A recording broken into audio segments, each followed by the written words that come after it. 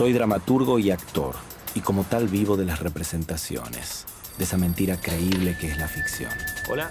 Será por esa razón que me seducen las arquitecturas tan reales.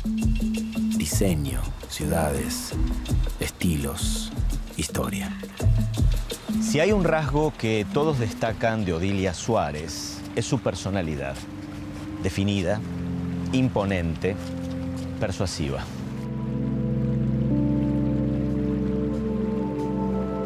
Maestra de arquitectos, urbanista, fue una mujer que se hizo escuchar en un territorio que parecía exclusivo para varones, la arquitectura. Buenos Aires, sus calles y barrios todavía hablan de ella. Arquitectas argentinas, mujeres que hablan a través de sus obras.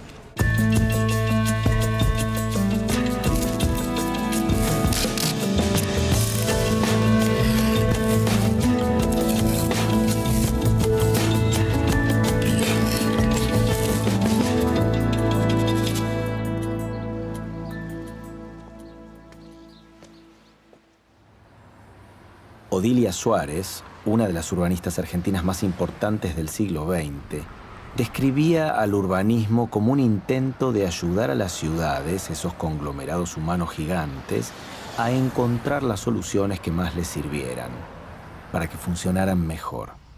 ¿Pero qué eran las ciudades para Suárez? ¿Cómo las decodificaba y las entendía?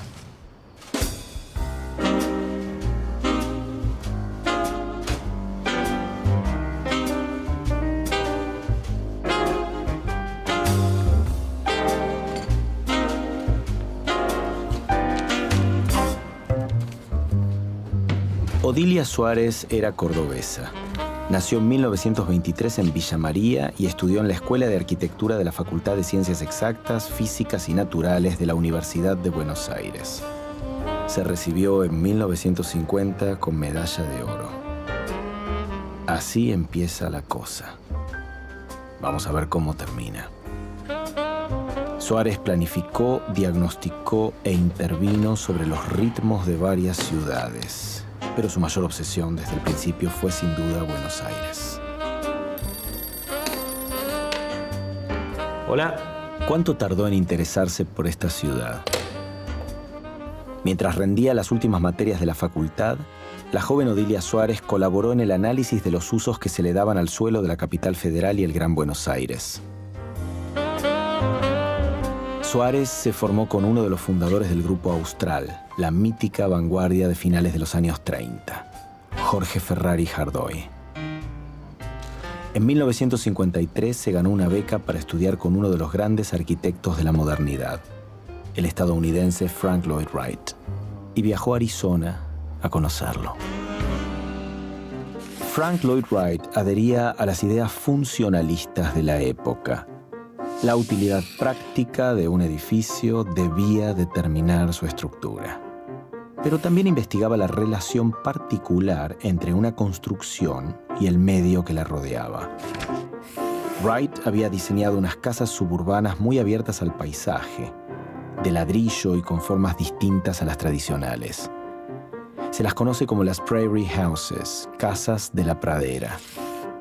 En esa misma década, Suárez llegó a Inglaterra, también con una beca, y estudió los planes urbanísticos modernos de Londres, ciudad que ya contaba con una red desarrollada de ferrocarriles eléctricos y un cinturón verde que rodeaba la ciudad. La experiencia de Odilia Suárez como docente tiene que ir acá, en el centro. Profesora titular de 1956 a 1966. Hoy suena normal que una mujer se gane ese cargo por concurso, pero en la década del 50, en la Universidad de Buenos Aires, en un taller de composición arquitectónica, había solo una, y era ella. Al mismo tiempo que daba clases, Suárez desarrollaba su vida profesional e iba creciendo como urbanista. En 1950 diseñó la sede social, el campo de deportes y el estadio de fútbol del club Newell's Old Boys de Rosario. El estadio tenía una apariencia innovadora. Las gradas simulaban una especie de olla excavada, técnica que finalmente se utilizó años más tarde para construir los estadios del Mundial de Fútbol 78. En 1952 ganó junto a su socio, Eduardo Sarrail, el primer premio para construir una colonia de vacaciones en Villa Calamuchita, Córdoba, una urbanización de aproximadamente 200 hectáreas.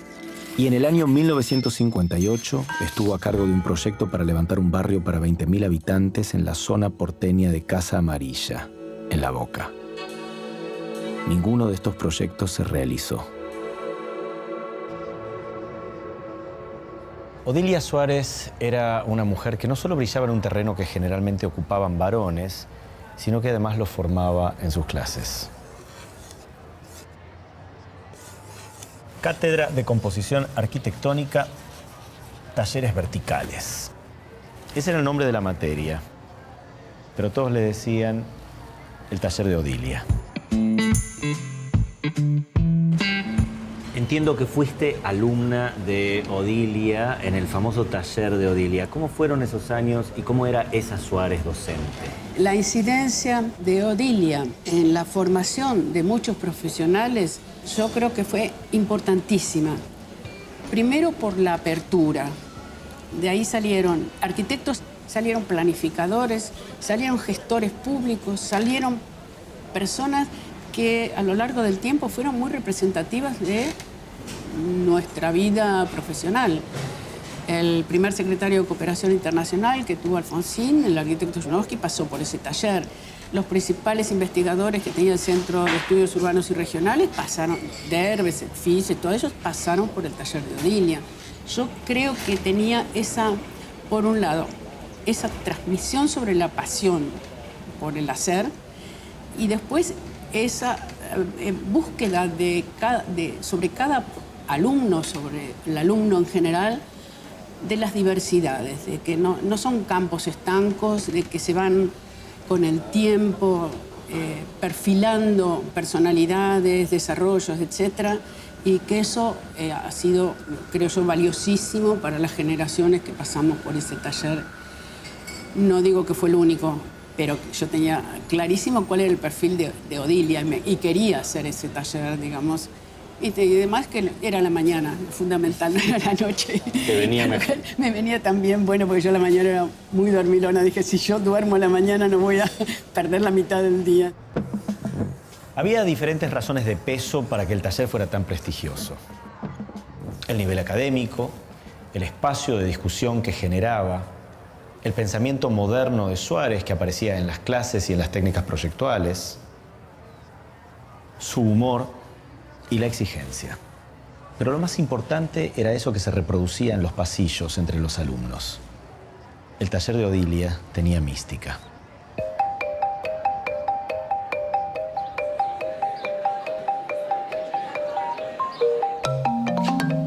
Toda esta magia que se vivía en su aula se interrumpió el 29 de julio de 1966, cuando el presidente de facto, Juan Carlos Onganía, dictó la intervención de las universidades nacionales. Muchos profesores e investigadores se fueron de los claustros, Odilia entre ellos, y recién retomó su carrera de docente con el retorno de la democracia en 1985. ¿Qué me falta para entender a Odilia Suárez? ¿Qué descubrió en sus ciudades? Odilia Suárez, que miraba con atención el sur de Buenos Aires, trazó los planes urbanos de Catalina Sur y también de Lugano 1 y 2, con un centro cívico propio y los característicos monoblocks de la zona. 118 edificios en tira, de 14 pisos cada uno, con 4 departamentos por piso y una planta baja reservada para la circulación libre. Trabajó casi ininterrumpidamente en los distintos organismos de planificación de la ciudad de Buenos Aires, pero también llegó a otras ciudades, a otros municipios. En 1963, Suárez y Sarrail recalaron en el partido de 3 de febrero, en la provincia de Buenos Aires. Tenían una misión: construir su centro cívico. ¿Cuántos años podía llevarles? Nunca imaginaron que tantos. Entre parates políticos y otros retrasos, la obra se terminó 20 años después, en 1983. 6 años después de comenzar la construcción en 3 de febrero, en 1969, Suárez y Sarrail ganaron un concurso para hacer otro centro cívico, en la Patagonia, en la incipiente localidad de Colonia Catriel, en la provincia de Río Negro. Más que un diseño, realizaron una intervención de la meseta rionegrina. Ubicaron los diferentes edificios en un nuevo entorno ambiental que montaron con árboles, acequias y espejos de agua. Y cuando todavía estaba pensando en el sur y resolviendo la retrasada obra de 3 de febrero, en 1972, Odilia Suárez volvió a la carga, con su gran pasión, la ciudad de Buenos Aires.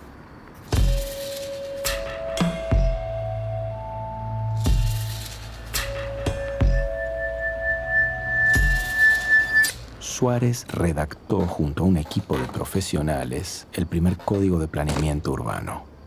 Acá está. Son las normas para regular la construcción. La altura de edificio permitida, por ejemplo, el uso del suelo de la ciudad, la división entre zonas comerciales y zonas residenciales, la posibilidad de ensanchar las calles y avenidas de una metrópolis en crecimiento. Todo está escrito en este código que se conoce perfectamente, aunque a veces no se respeta. Después del golpe de Estado de 1976, el minucioso trabajo de Suárez y su equipo en el código sufrió modificaciones de todo tipo. La lista es larga. Las famosas autopistas del intendente Osvaldo Cacciatore, todo un símbolo de la dictadura, con la desprolija expropiación de las casas de los vecinos. El polémico ensanchamiento de las avenidas San Juan, Jujuy, Independencia y 9 de Julio, ya programada de antes, que beneficiaba al tránsito pero perjudicaba a quienes vivían en la zona, y el loteo y venta de parcelas a altísimo costo en el barrio Catalinas Norte, que terminó desvirtuando un proyecto de urbanización en donde los espacios privados debían convivir con otros destinados al uso público para convertirlo en un simple negocio inmobiliario. Durante esos años no hubo lugar para planes serios de urbanismo. Pero después, con el regreso de la democracia, Suárez se iba a acercar nuevamente a la Casa Rosada.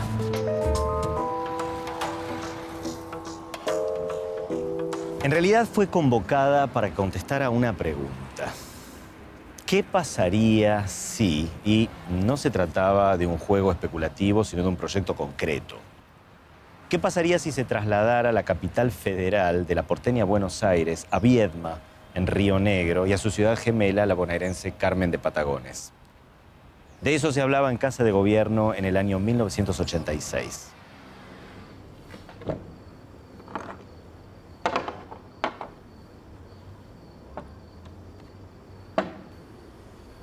El presidente Raúl Alfonsín había imaginado una movida estratégica para trasladar el poder político hacia el sur del país y separarlo del poder económico, anclado históricamente en la ciudad de Buenos Aires.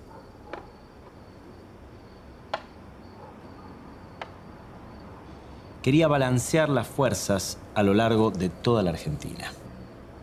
Pero ¿qué iba a pasar en Buenos Aires, en la ciudad y en los alrededores con esta movida?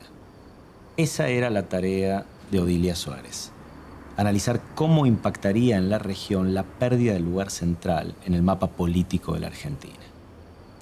De todos modos, la oposición al proyecto fue feroz. Y el plan de trasplantar la capital al sur, a la Patagonia, quedó en nada.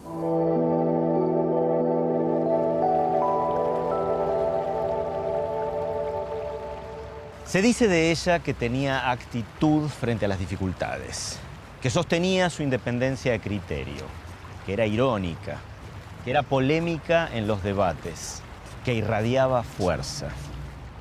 Y aunque nunca se manifestó feminista, todavía resuena entre los participantes una conferencia en donde Suárez resaltó las condiciones asimétricas que afrontaban hombres y mujeres en la ciudad y en la sociedad. Se la recuerda por lo que dijo y también por las discusiones que despertó. Sus intervenciones en los debates podían ser duras y no era raro que ganara adversarios o que confirmara a otros. Sostenía sus argumentos con pasión y si a alguien le tocaba estar del otro lado, le convenía prepararse. Es que cuando hablaba, Suárez sabía de qué hablaba, tanto que se permitió cuestionar sus propias opiniones anteriores. La Odilia Suárez, que en los años 90 se oponía al famoso proyecto del presidente Carlos Menem de instalar el aeropuerto metropolitano de Buenos Aires en una aeroisla, en 1962 proponía construir justamente una aeroisla, pero en otro lugar. Y justo ahí, a 1 kilómetro de distancia en línea recta, es donde querían montar el aeropuerto metropolitano en los años 90. Para esa época, ya Suárez pensaba que el traslado de las pistas de aterrizaje a una isla de 930 hectáreas era un verdadero desatino técnico que iba a dañar la cuenca del Río de la Plata. Pero más allá de las discusiones técnicas, la Odilia Suárez de los años 90 defendía la idea de sostener el aeroparque Jorge Newbery en donde está, porque consideraba que la llegada de vuelos nacionales a pocos kilómetros del centro le daba competitividad a la ciudad.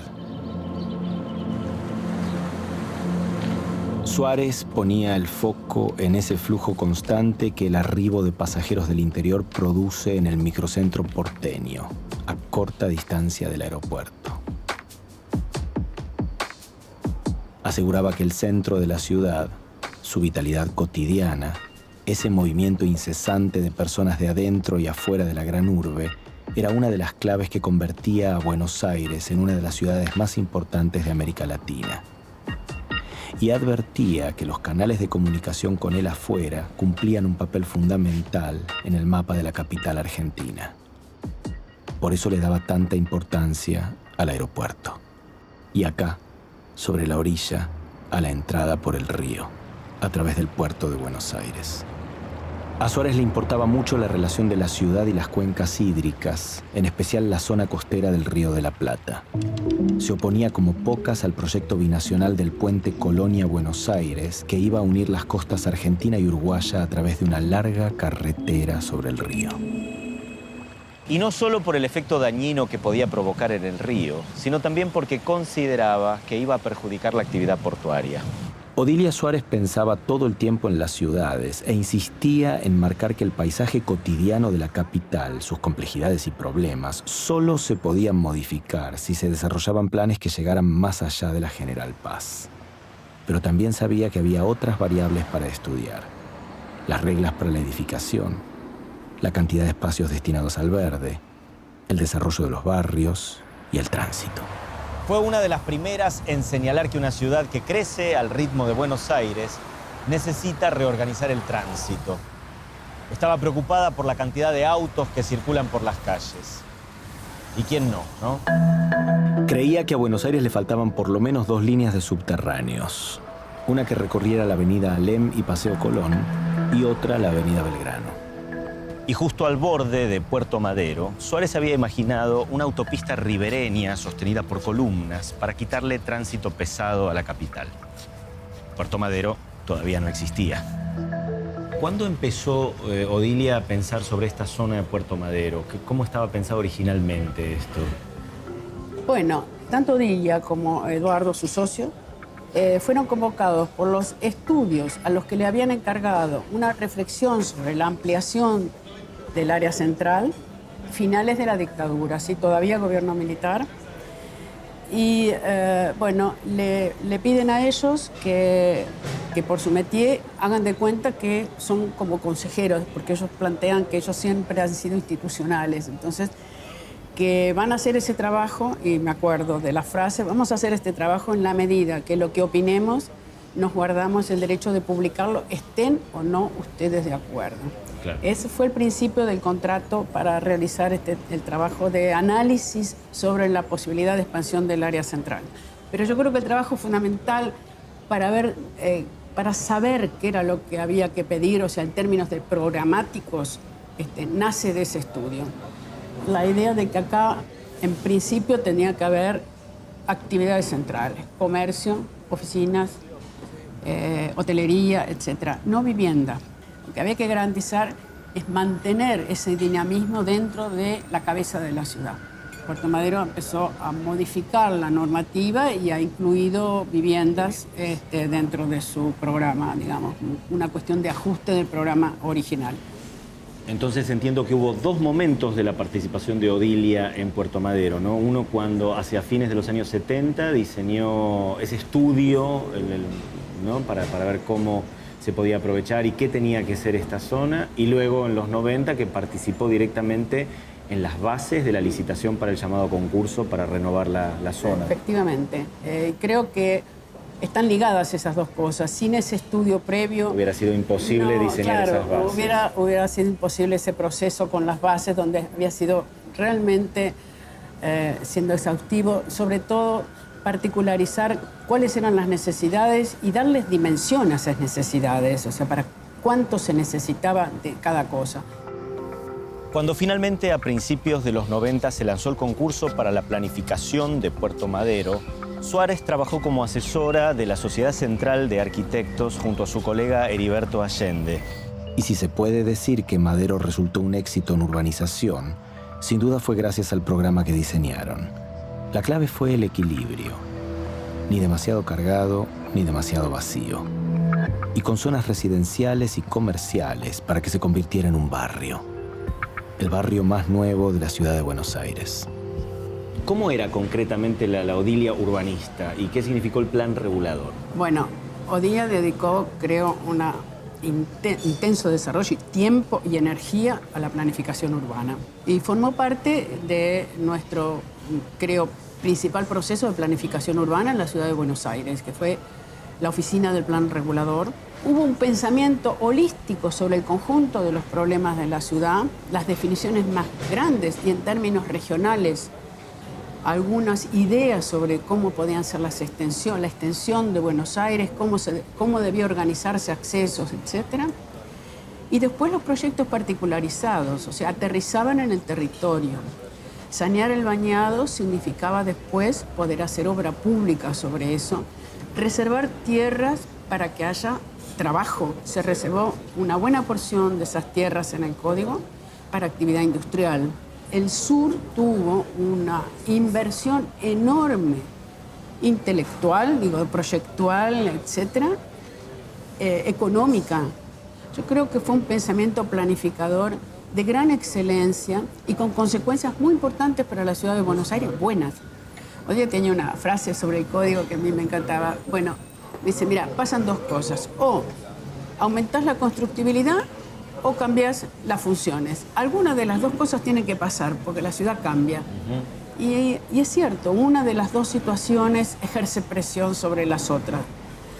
Esa es no solamente su único trabajo, pero creo que la ciudad de Buenos Aires la tuvo siempre a ella como una persona focalizado su tema, su energía, su pasión por las cuestiones que sucedían en la ciudad de Buenos Aires.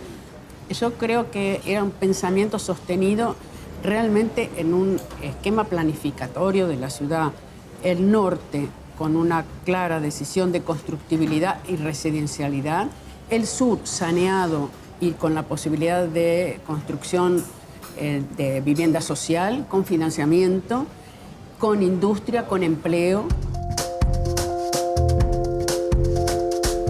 Odilia Suárez estaba en contra de esos guetos que se creaban en las afueras de la capital y pensaba que debía desarrollarse de otro modo y en otra zona, hacia el sur de la ciudad, a través de distintas actividades productivas, y promoviendo que la trama urbana, que se estaba duplicando, creciera, pero de manera controlada. Decía que había que fortalecer el área central y expandirla hacia el sur para aliviar la presión obsesiva, decía, de construir en el área residencial norte y en el barrio de Puerto Madero, ese mismo que ella había ayudado a crear. Suárez advertía que esas excesivas operaciones inmobiliarias de la zona norte iban a terminar empobreciendo el área central de la ciudad y su entorno. Odilia Suárez no solo pensaba en bloques de hormigón acá o allá, sino que se dibujaba en su cabeza una ciudad en donde la actividad económica y el trabajo tuvieran un fuerte peso.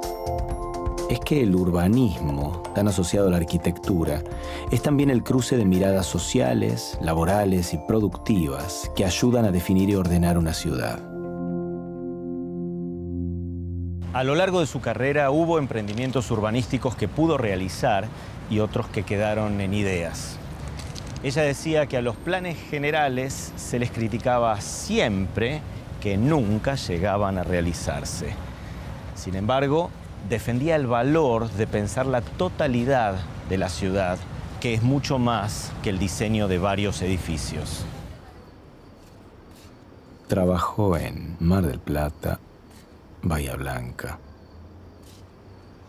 San Luis, Tartagal, Salvador Maza, en la provincia de Salta. También hizo estudios para la reconstrucción de Managua, en Nicaragua, y de Guayaquil, en Ecuador. Pero siempre volvía a Buenos Aires. Hasta 2006, cuando murió, Odilia Suárez seguía investigando sobre Buenos Aires y su relación con el río y las posibilidades de construir la autopista ribereña. Odilia Suárez creía en los proyectos urbanos que se piensan en forma integral. Veía en las ciudades una red dinámica de elementos que pueden modificarse con planificación o, por el contrario, crecer sin dirección, de manera desbocada.